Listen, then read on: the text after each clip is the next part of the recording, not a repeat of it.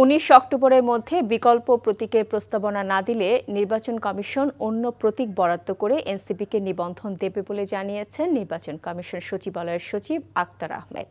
দুপুরে আগারগাঁওয়ে নির্বাচন ভবনে এক ব্রিফিংয়ে সাংবাদিকদের কাছে একথা জানান তিনি। নির্বাচনে আইন শৃঙ্খলার গুরুত্ব উল্লেখ করে এ বিষয়ে প্রস্তুতির জন্য আগামী 20 অক্টোবর সেনা, নৌ ও বিমান বাহিনী সহ আইন শৃঙ্খলা বাহিনীর সাথে নির্বাচন কমিশন বৈঠক করবে বলেও জানান সচিব। এ পর্যন্ত 11টি দেশে প্রবাসী ভোটারদের নিবন্ধনের কার্যক্রম চলমান আছে। গণভোটের বিষয়ে নির্বাচন কমিশনে ঐক্যমত কমিশনের সুপারিশ এলে পরবর্তী করণীয় ঠিক করা হবে বলে জানান আক্তার আহমেদ।